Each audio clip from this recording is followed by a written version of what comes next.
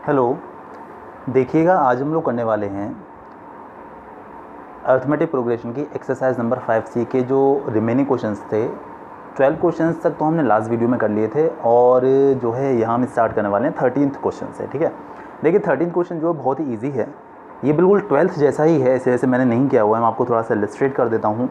जो 13th one है वो देखिएगा ज़रा। Find the sum of the first 15 multiples of 8।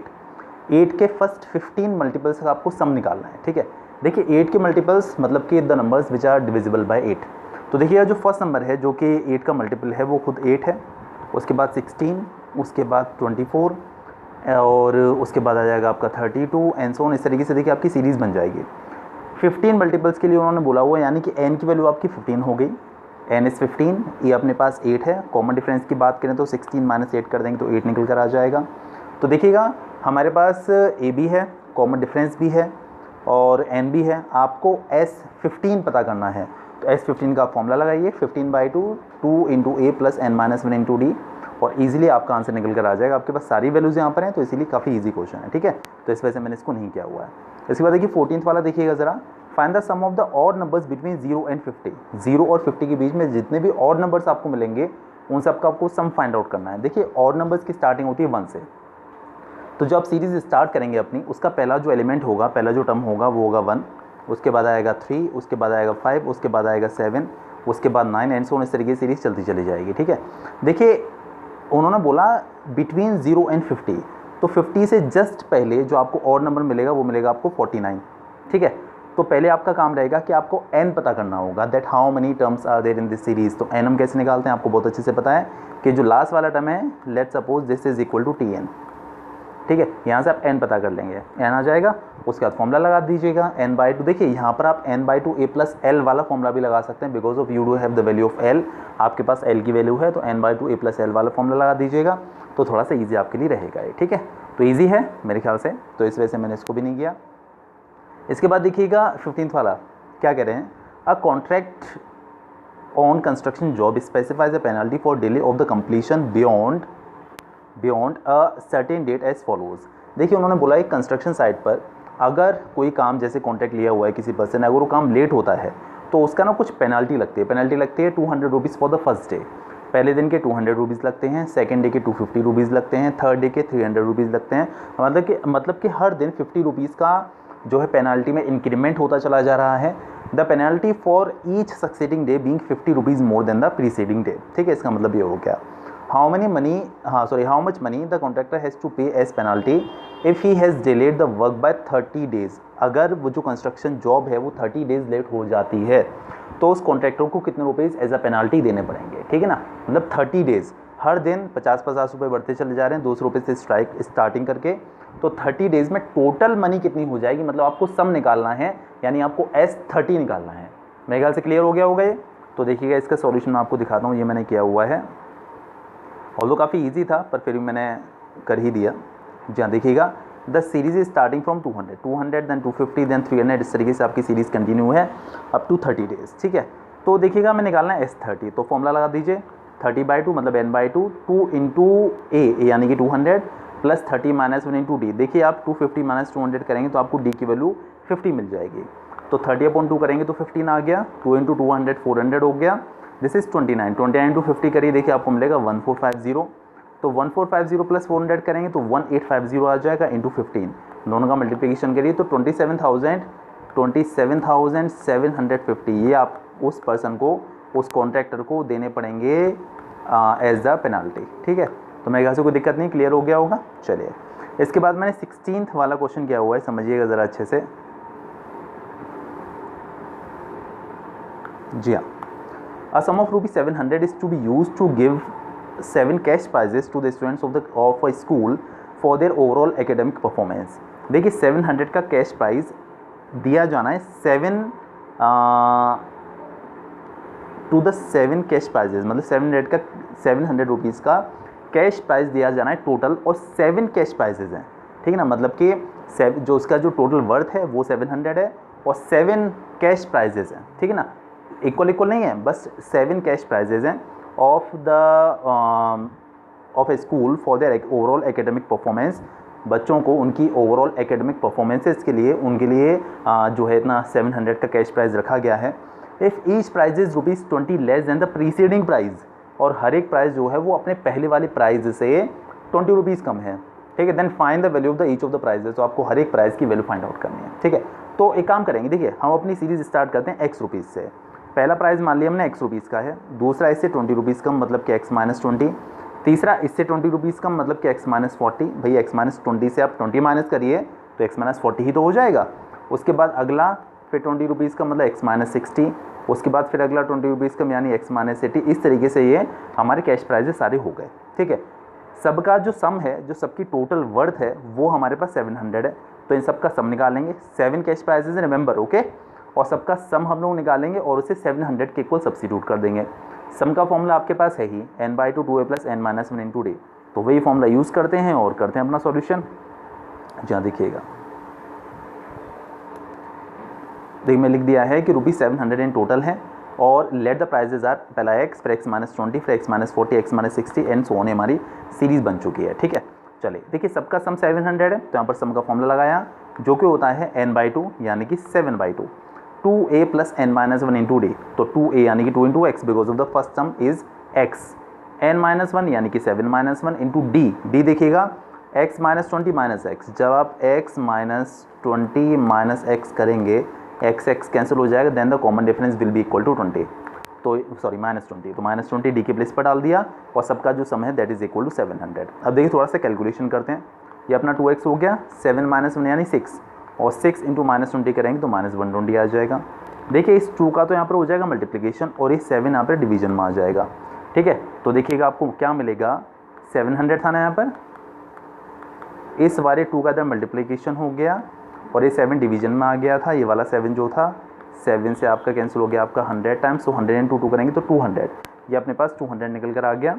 120 देखिएगा इस साइड जाके प्लस हो जाएगा, then 200 + 120 that will be equal to 320, और 2 का यहाँ पर हम लोग डिवीजन कर देंगे तो 320/2 यानी कि ₹160 will be the value of x।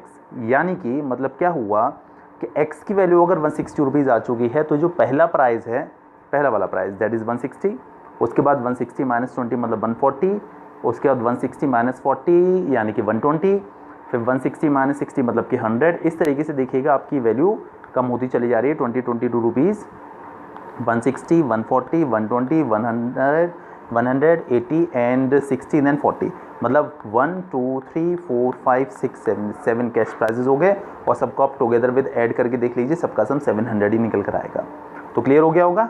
चलिए ये हमारा 16th वन था। Now we are moving towards 17th question. देखिए 17th क्वेश्चन भी काफ़ी अच्छा है। जी हाँ, यहाँ है। In a school students thought of planting trees in and round the school to reduce air pollution. ठीक है, चलिए अच्छी बात कि वो जो है स्टूडेंट्स प्लानिंग कर रहे हैं for planting the trees, school के अंदर स्कूल के बाहर दोनों जगह। ठीक है ना। It was decided that the number of trees that each section of each class will plant will be the same as the class in which they are studying. समझे, उन्होंने बोला कि हर एक क्लास उतने ही ट्रीज प्लांट करेगी जिस class में वो बच्चे, मतलब जिस क्लास, एक पर्टिकुलर क्लास है, मान लीजिए सेकंड क्लास है तो 2 ट्रीज प्लांट करेगी। ठीक है ना। अगर थर्ड क्लास है तो 3 ट्रीज प्लांट करेगी, अगर 12th क्लास है वो 12 ट्रीज प्लांट करेगी। देख लीजिएगा, फिर से मैं बोल देता हूँ। It was decided that the number of trees that each section of each class, her class का हर सेक्शन, मतलब जिस क्लास में है, जो भी क्लास है नंबर, जिस नंबर की वो क्लास है उतनी ही ट्रीज वो प्लांट करने वाले हैं, उसका हर एक सेक्शन। ठीक है ना। मतलब जैसे मान लीजिए 5th क्लास के 3 सेक्शंस हैं तो हर एक सेक्शन 5 ट्रीज प्लांट करेगा। अगर 6th क्लास के 6 सेक्शंस हैं तो हर एक सेक्शन 6 जो है ट्रीज प्लांट करेगा। ठीक है ना, ये कहना चाह रहे हैं वो। ठीक है, देखिए फॉर एग्जांपल मैं एग्जांपल भी लिख के दे दिया है।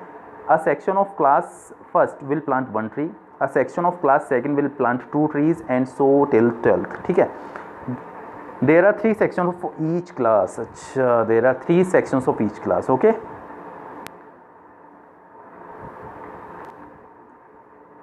हाँ जी, तो देखिएगा क्लियर हो गया होगा, मेरे ख्याल समझ में आ गया होगा कि हर क्लास के 3 सेक्शंस हैं और जो है हर एक सेक्शन उतनी ट्रीज प्लांट करता है जिस नंबर की वो क्लास है, और 1st to 12 यही कंडीशन वहाँ पर अप्लाई की जाती है। तो हमें पता करना है that how many trees will be planted by the students. तो टोटल नंबर ऑफ जो ट्रीज जो प्लांट होंगे कितने होंगे। ठीक है ना। ये हमको फाइंड आउट करना है। देखिए जैसे मान लीजिए मैं आपको एक एग्जांपल लेके बताता हूँ, मतलब समझा कर लिख कर थोड़ा सा। जैसे मान लीजिए क्लास फर्स्ट की हम लोग बात करें, क्लास फर्स्ट का एक सेक्शन 1 ट्री प्लान करेगा, क्लास सेकंड का हर सेक्शन 2 ट्रीज प्लान करेगा, क्लास थर्ड का हर सेक्शन 3 ट्रीज प्लान करेगा, क्लास 4 का हर सेक्शन 4 ट्रीज प्लान करेगा, and so on up to 12 term से आपका कंडीशन ये फॉलो होगी। लेकिन वहाँ पर देखिए जो भी निकल कर आएंगे ये तो है ही हमारे पास, इसके अलावा एक कंडीशन और है कि हर क्लास के 3 सेक्शंस वहाँ पर प्रेजेंट हैं। तो जो भी यहाँ पर टोटल निकल कर आएगा आप उसके अंदर इंटू 3 और कर दीजिएगा तो आपको पता चल जाएगा। मेरे ख्याल से क्लियर हो गया होगा। चलिए अब हम बात करते हैं इसके सॉल्यूशन के बारे में, जो मैं आपको दिखा देता हूँ। हाँ जी देखिएगा वही कंडीशन है। देखिए सारे टर्म्स हमने ऐड कर दिए हैं, यहाँ पर जितने भी क्लासेस थी उतने ही ट्रीज वो प्लान कर रहे थे, दैट्स वाई। और हर क्लास के यहाँ पर 3 सेक्शंस, तो आपको यहाँ पर 3 का मल्टीप्लिकेशन और करना होगा, ठीक है। तो देखिएगा ये आपके पास एक एपी बन चुकी है और एपी के 12 टर्म्स यहाँ पर हैं overall 1 to 12 terms are there. तो आपको पता है सम का फॉर्मूला होता है n/2 a + l। अगर आपको लास्ट सम पता है तो यहाँ लास्ट सम क्योंकि हमको पता है, तो n/2 यानी कि 12/2 a + l, दैट इज़ 1 + 12, ठीक है। तो 1 + 12 करेंगे तो 13 आ जाएगा, और ये 2 से आपका कैंसिल हो गया आपका 6 टाइम्स, और ये 3 आपका देखिएगा एज इट इज़ प्रेजेंट है। 3 × 6 कर देंगे तो आपको 18 मिल जाएगा, ये वाला 13 एज इट इज़ है, और 18 और 13 का आप मल्टीप्लिकेशन करिए आपको मिल जाएगा 234। तो यानी कि total number of trees will be planted by the students is 234, यानी 234 टोटल ट्रीज वहाँ पर प्लांट हो जाएंगे, ठीक है। तो क्लियर हो गया होगा, समझ में आ गया होगा अच्छे से। चलिए अब बात करते हैं अगले क्वेश्चन के बारे में। जी हाँ ये वाला देखिएगा, a spiral is made up of the successive semi circles. उन्होंने बोला हुआ है कि एक स्पायरल बनाया गया है, ठीक है। स्पायरल मतलब है लाइक, देखिए मैं आपको डायग्राम ही दिखा दूँ इसका, ये जो बनाया हुआ है, ठीक है ना, एक स्पायरल बना हुआ है और इसमें बहुत सारी सेमी सर्कल्स हैं। जैसे मान लीजिए एक सेमी सर्कल ये रहा, ठीक है ना, और एक सेमी सर्कल ये है, उसके बाद एक सेमी सर्कल ये है, उसके बाद एक सेमी सर्कल ये है, और देखिएगा इनकी जो रेडियस है सेमी सर्कल्स की वो बढ़ती चले जा रही है कॉन्जिक्यूटिवली। आप देखिएगा एक छोटा सा सेमी सर्कल है, इसके बाद थोड़ा सा बड़ा हो गया है, फिर इसके बाद और थोड़ा बड़ा हो गया, उसके बाद और थोड़ा बड़ा हो गया, मतलब कि रेडियस इंक्रीज होती चली जा रही है, ठीक है। अब उन्होंने क्या बोला हुआ है कि रेडियस वगैरह में कुछ रिलेशन दे रखा था, देखिए उन्होंने। तो अच्छा एक बात और देखिए, जितने भी सेमी सर्कल्स यहाँ पर बनाए गए हैं उनके सेंटर से या तो ए है या फिर बी है। देखिए 2 पॉइंट है ना यहाँ पर, या तो ए या फिर बी। जैसे ये वाला सेमी सर्कल है, इसका सेंटर ए है, इसके बाद जो ये वाला सेमी सर्कल बना इसका सेंटर बी है, उसके बाद ये वाला जो सेमी सर्कल बना उसका सेंटर वापस से ए है। इस तरीके से बहुत सारी सेमी सर्कल्स यहाँ पर बना दिए गए हैं। अब उन्होंने बोला हुआ है कि इनकी जो रेडियस है वो है 0.5, मतलब जो छोटा वाला सबसे छोटा वाला सेमी सर्कल है उसकी रेडियस 0.5 सेंटीमीटर है, उसके बाद 1 सेंटीमीटर, फिर 1.5, फिर 2 सेंटीमीटर, इस तरीके से रेडियस जो इंक्रीज होती चली जा रही है। Then what is the total length of the such a spiral made up of 13 consecutive semi circles. तो अगर यहाँ पर 13 सेमी सर्कल्स इसके अंदर हों तो आपको टोटल लेंथ स्पायरल की पता करनी है, ठीक है। स्पायरल की टोटल लेंथ का मतलब क्या हुआ, स्पायरल की लेंथ मतलब देखिए ये प्लस ये पूरा, फिर प्लस ये, फिर प्लस ये वाला, मतलब जो सेमी सर्कल्स की टोटल लेंथ, यानी कि सर्कमफ्रेंस। देखिए ये जो होता है सेमी सर्कल की सर्कमफ्रेंस ही तो होती है, और सेमी सर्कल की सर्कमफ्रेंस का फॉर्मूला होता है पाई आर। देखिए मैं आपको याद दिलाऊं, टोटल जो कंप्लीट सर्कल होता है उसकी रेडियस होती है 2 पाई आर, और सेमी सर्कल क्योंकि सर्कल का हाफ है तो इसीलिए इसका हाफ हो जाएगा, तो इसीलिए आप कह सकते हैं कि यहाँ पर हो जाएगा आपके पास pi r. This is the circumference of the semi circle. तो ये छोटे वाले सर्कल से शुरू होती हुई 13 टर्म्स तक चलेगी, pi r pi r pi r pi r. हर एक में रेडियस बदलती चली जाएंगी। पहले वाले सेमी सर्कल के लिए जो आप रेडियस लेके चलेंगे वो 0.5 होगी, फिर 1 हो जाएगी, फिर 1.5 हो जाएगी, फिर 2 हो जाएगी। इस तरीके से आपकी रेडियस में इंक्रीमेंट होता चला जाएगा, इंक्रीज होती चली जाएगी, और हम सबका सम फाइंड आउट करेंगे और वही हमारा आंसर कहलाएगा, ठीक है। क्लियर हो गया होगा।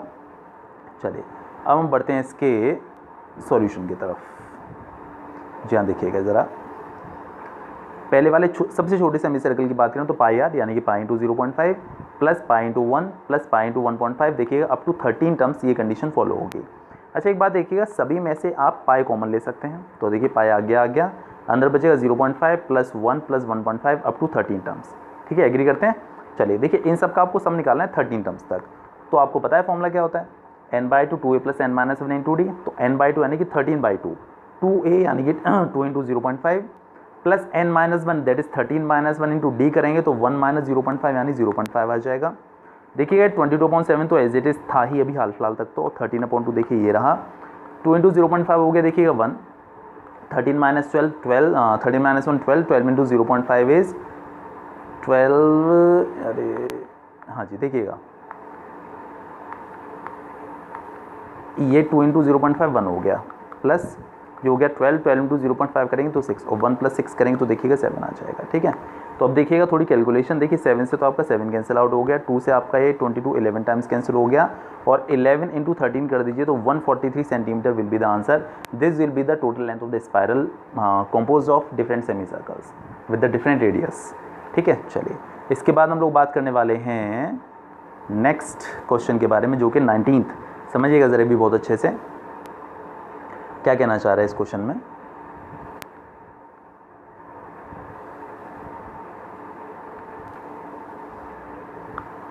हाँ जी, 200 logs are stacked in the following manner. उन्होंने बोला कि 200 वुडन लॉग्स इस तरीके से रखे गए हैं। ठीक है, stacked in the following manner, 20 logs in the bottom row, सबसे नीचे वाली रो में 20 लॉग्स। ठीक है, सबसे नीचे वाली रो में यहाँ पर 20 लॉग्स लगाए गए हैं। उसके बाद उससे ऊपर वाले में 19 है, उससे ऊपर वाले में 18 है। इस तरीके से ऊपर कम होते चले जा रहे हैं, एक एक कम करते चले जा रहे हैं। ठीक है, in how many rows are the 200 logs placed and how many logs in the top row. अब उन्होंने बोला कि कितनी रोज में 200 लॉग्स को प्लेस किया जा सकेगा इस तरीके से, मतलब कितनी रोज बनेंगी। जैसे यहाँ पर 1 2 3 4 एक एक कम होते चले आएंगे हर एक रो में, तो 200 लॉग्स को प्लेस करने के लिए कितनी रोज बनेंगी। उसके बाद जो टॉप वाली जो रो निकल कर आएगी उसमें कितने number of logs, wooden logs present होंगे, ये हमसे क्वेश्चन पूछा गया है। तो ये क्लियर हो गया होगा। देखिए क्या है कि यहाँ पर जो पहला टर्म है इस एपी का, जो पहला टर्म है वो है 20, उसके बाद वो 19, उसके बाद वो 18 and so on up to ये चलता चला जा रहा है। हमें नहीं पता कहाँ तक, एंड टर्म्स तक। ठीक है ना, लेकिन सबका जो सम है वो 200 है, क्योंकि जितने भी वुडन लॉग्स हैं टोटल मिला के वो 200 है। ठीक है ना, तो जितना सबका जो सम है वो 200 के इक्वल हमें लेके चलना है। तो सबका हम सम लेंगे, उसे 200 के इक्वल लगाएंगे और वहाँ से एन की वैल्यू पता करेंगे। एन हमारे पास हो जाएगा नंबर ऑफ रोज। ठीक है, नंबर देख भाई, देखिए पहली रो में 20, फिर 19, फिर 18। इस तरीके से हम लोग ऊपर की तरफ जाएंगे तो वुडन लॉग्स का नंबर कम करते चले जाना है। तो जो एन की वैल्यू निकल कर आएगी वही हो जाएगी कि इतने रोज वहाँ पर बनेंगी। अब उन्होंने ये और पूछा हुआ है कि जो टॉप मोस्ट रो होगी, ठीक है, सपोज टू वहाँ पर 10 रोज निकल कर आती हैं, तो उन्होंने बोला कि जो सबसे ऊपर वाली जो रो होगी उसमें मतलब कि जो 10th टर्म होगा, इनडायरेक्टली नीचे से अगर आप चलेंगे ऊपर की तरफ, जो 10th टर्म जो होगा उस एपी का, वो उन्होंने पूछा है कि उसकी वैल्यू और कितनी होगी। जो टॉप मोस्ट रो होगी उसके अंदर कितने number of wooden logs present होंगे। ठीक है ना, तो दो बातें पता करनी है। एक तो हमें टोटल नंबर ऑफ रोज पता करनी है, और टॉप मोस्ट रो में कितने वुडन लॉग्स प्रेजेंट होंगे, ये दो बातें हमको यहाँ से फाइंड आउट करनी है। ठीक है, देखिएगा जरा क्वेश्चन। देखिए पहली रो में 20, फिर 19, फिर 18, इस तरीके से नंबर कम होता चला जा रहा है, लेकिन सारे टर्म्स का सम कितना है 200। अब देखिए सम का फॉर्मूला लगाइए। फॉर्मूला होता है n/2, यानी कि n हमें नहीं पता, n एज इट इज है, 2a यानी कि 2 × 20 प्लस n-1 × d। 19 - 20 करेंगे तो देखिएगा आपके पास d की वैल्यू -1 निकल कर आ जाएगी, इज इक्वल टू 200। तो ये n/2 एज इट इज है, 2 × 20 किया तो 40 हो गया। देखिए ये जो -1 है, इस -1 की वजह से अगर आप इसके अंदर मल्टीप्लिकेशन करेंगे तो अंदर वाले टर्म्स के साइन चेंज हो जाएंगे। आपको मिलेगा -n + 1 इज इक्वल टू 200, और ये जो 2 है इसका मल्टीप्लिकेशन कर दीजिए तो आपको मिलेगा, देखिए 400 हो गया। ये वाला n ये रहा, 40 + 1 41 हो गया -n। ठीक है, अब इस n का मल्टीप्लाई कर दीजिए अंदर तो आपको मिलेगा 41n - n² is equal to 400। देखिए आपको अब देखिएगा, इस पर ध्यान दीजिएगा ज़रा। देखिए ये क्वाड्रेटिक इक्वेशन बन चुकी है, और आपको बहुत अच्छे से पता है कि क्वाड्रेटिक इक्वेशन में जो स्क्वायर वाला टर्म होता है वो पॉजिटिव होना चाहिए। यहाँ पर जो n² है वो देखिएगा नेगेटिव है, तो ये सारे टर्म सब उस साइड लेकर आते हैं। एक साइड 0 बनाना होता है ना क्वाड्रेटिक में, तो n² उधर लेके तो देखिए प्लस हो गया, 41n भी इधर जाके माइनस हो गया, और 400 आपका एज इट इज प्रेजेंट है, इज इक्वल टू 0। ठीक है, अब देखिएगा ज़रा, अब आपको इसके फैक्टर्स करने हैं। इसके आगे यहाँ पर 1 है, और 400 × 1 करिए तो 400 ही आया। अब आपको दो नंबर सोचने हैं जिन्हें ऐड करने पर तो 41 आना चाहिए, मल्टीप्लाई करने पर 400 आना चाहिए। तो इसके आपको फैक्टर्स मिलेंगे 25 और 16। देख लीजिए, आप दोनों को ऐड करके देखिए 41 आएगा, और मल्टीप्लाई करके देखिए 400 आएगा। तो देखिए मैंने सीधे इसके फैक्टर्स करके लिख दिया, आपको आते हैं फैक्टर्स करना। n - 25 और n - 16 इज इक्वल टू 0। देखिए अब हमारा काम होता है 1/1 दोनों को इक्वल टू 0 लगाते हैं। जो आप इसको लगाएंगे n - 25 इज इक्वल टू 0 लगाएंगे तो यहाँ से आपको n की वैल्यू 25 मिल जाएगी। ठीक है, सेम वे जब आप n - 16 को इक्वल टू 0 लगाएंगे तो आपको n की वैल्यू 16 मिल जाएगी। अच्छा अब देखिए हमारे पास n की दो वैल्यूज़ आ चुकी हैं, ये तो बिल्कुल भी पॉसिबल नहीं है। क्यों नहीं पॉसिबल? देखिए ये कैसे पॉसिबल है कि 25 रोज़ में भी 200 लॉग्स आ जाएँ और 16 रोज़ में भी 200 लॉग्स आ जाएँ। एक सही आंसर होना चाहिए। तो हम एक काम करते हैं, हम 25th वाली जो रो है या जो 16th वाली रो उसमें पता करते हैं कितने लॉग्स प्रेजेंट होंगे, ठीक है। तो देखिए पहले मैंने T25 निकाला, जो हमारी देखिए सीरीज़ चल रही थी, है ना, जैसे फर्स्ट, ये सेकेंड, ये थर्ड, इस तरीके से जो टर्म्स डिक्रीज होते चले जा रहे थे, इसी तरीके से मैंने पहले T25 निकाला। तो T25 के लिए फॉर्मूला लगाया a + 25 - 1 × d। तो a अपने पास 20 था ना, और ये 24 हो गया, और d की वैल्यू -1 थी। देखिए इसे सॉल्व किया, 24 × 1 -1 इज -24, और +20 है, तो देखिए -4 निकल कर आएगा। अब आप ये बात देखिए, नंबर ऑफ लॉग्स कभी नेगेटिव हो सकते हैं क्या? तो इसीलिए आपको ये आंसर नहीं लेना है, यानी कि 25 हमारा आंसर गलत है, 25 आपको कंसिडर नहीं करना है। अब ज़रा आप T16 निकाल कर देखिए, तो 20 मतलब a + n - 1 × d, तो a प्लस यानी कि 20 + 16 - 1 × -1, तो ये 20 हो गया, ये हो गया 15, 15 × -1 करेंगे तो -15, देखिए 5 निकल कर आएगा। मतलब बात समझिएगा, जो 16th टर्म है, 16th टर्म वो अपने पास 5 है। अब आप देखिए यही इसका रियल आंसर है कि जो इसका मतलब जो टोटल नंबर ऑफ रोज़ हैं वो तो 16 है, और जो टॉप मोस्ट रो है, यानी कि नीचे से ऊपर आप बढ़ते चले जाइए, तो जो 16th नंबर की रो है उसमें मतलब जो टॉप मोस्ट रो उसमें 5 लॉग्स प्रेजेंट होंगे, और सारे लॉग्स का सम टोटल 200 हो जाएगा, ठीक है। तो क्लियर हो गया होगा, मेरे ख्याल समझ में आ गया होगा अच्छे से। इसके बाद देखिएगा अपने पास 20th वाला क्वेश्चन समझिएगा ज़रा। देखिए ये क्या कह रहे हैं, ये थोड़ा डायग्रामेटिकली फॉर्म में रिप्रेजेंट किया गया, इन्होंने इसको प्रेजेंट किया है। जी हाँ, देखिएगा ज़रा, इन अ पोटैटो रेस। देखिए पोटैटो रेस क्या है कि आजकल मतलब अब ये काम खैर नहीं होते, अब तो बच्चों के आउटडोर गेम्स खत्म हो गए हैं। देखिए पोटैटो रेस नहीं, कई बार जो है क्या करते थे कि पहले ऐसा हुआ करता था, एक बकेट रख दिए और उसे कुछ कुछ डिस्टेंस पे कुछ स्टोन्स रख दिए छोटे छोटे, या पोटैटो रख दिए। एक बच्चे को दौड़ना होता था, एक आलू उठाना है, वापस से मतलब दौड़ के आना है, उस बकेट में डालना है, फिर जाना है, दूसरा उठाना है, फिर दौड़ के आना है, फिर उसमें डालना है बकेट के अंदर, फिर तीसरा उठाने जाना है, फिर आकर वापस से आकर बकेट के अंदर डालना है। इस तरीके से वो किया करता था। तो जो सबसे कम टाइम लेता था वही बच्चा विनर माना जाता था, ऐसा होता था, ठीक है। अब तो कई सारे गेम्स बंद हो चुके हैं। In a potato race a bucket is place at the starting point. Starting में एक बकेट रखी हुई है, ठीक है ना, which is 5 metre from the first potato. First potato देखिएगा, ये फर्स्ट पोटैटो, यहाँ से इसकी डिस्टेंस 5 मीटर है। उसके बाद उन्होंने बोला हुआ है कि other potatoes are at the distance of 3 metre apart from each other, और बाकी सारे पोटैटोज में 3 मीटर की डिस्टेंस है। तो there are 10 potatoes in the line, और टोटल यहाँ से लेकर यहाँ तक 10 पोटैटोज हैं। अब उन्होंने क्या बोला कि अब competitor starts from the bucket. एक कॉम्पिटिटर बकेट से स्टार्ट करता है, पहले वाले पोटैटो के पास पहुँचता है, जाता है, उठाता है, इसको वापस से लाकर डालता है, फिर जाता है, फिर दूसरे वाले पास पहुँचता है, उसे उठाता है, फिर वापस से लाकर डालता है, फिर वापस से दौड़ता है, फिर तीसरे वाले को उठाता है, फिर आता है, फिर इसके अंदर डालता है। इस तरीके से जब तक सारी 10 पोटैटोज खत्म नहीं हो जाते वो सारे ये काम करता रहता है। अब उन्होंने बोला कि what is the total distance the competitor has to run. तो टोटल डिस्टेंस कितनी होगी उस कॉम्पिटिटर को जो रन करनी है, समझिएगा। देखिए 5 गया पहले, 5 वापस आया, तो यानी कि 2 × 5, ठीक है। उसके बाद प्लस, अब देखिएगा अब कितना दौड़ा वो, 5 + 3 यानी 8, 8 गया, 8 वापस आया, तो 2 × 8। उसके बाद देखिए 3 और बढ़ गया, फिर 11 जाएगा, 11 वापस आएगा, यानी कि 2 × 11। अप टू 10 टर्म्स ये सीरीज़ फॉलो हो गई, ठीक है ना, क्योंकि 10 पोटैटोज वहाँ पर प्रेजेंट हैं, दैट्स वाई। तो बस यही हमको सम फाइंड आउट करना है, that what is the total distance covered by the competitor. जहाँ देख मैंने क्या हुआ है, 2 × 5 + 2 × 8 + 2 × 11 + 2 × 14 अप टू 10 टर्म्स। देखिए सब में से आप 2 कॉमन ले सकते हैं। देखिए यहाँ भी है, यहाँ भी है, यहाँ भी सब में 2 प्रेजेंट है, तो 2 हमने कॉमन ले लिया। अंदर बचेगा 5 + 8 + 11 + 14 अप टू 10 टर्म्स। देखिए आपकी एक AP बन चुकी है, और AP के 10 टर्म्स का सम आप निकालने की फॉर्मूला आपको पता ही है, n/2 2a + n - 1 × d, यानी कि 10/2 2 × 5 + 10 - 1 × d, यानी कि 8 - 5 यानी कि 3। तो देखिएगा 2 से आपका 2 कैंसिल आउट हो गया, अपने पास 10, 2 5 10 हो गया, 10 - 1 9, 9 3 27, 27 + 10 करेंगे तो 37, 37 × 10 कर दीजिए, तो 370 आपको मिल जाएगा। This will be the total distance covered by a particular competitor, ठीक है। तो मेरे ख्याल से एक्सरसाइज बहुत अच्छे समझ में आई होगी, इसके बाद नहीं है, इसमें प्रैक्टिस करते रहिएगा, ठीक है। देखिए बाकी हम बात करते हैं नेक्स्ट वीडियो में। Okay bye.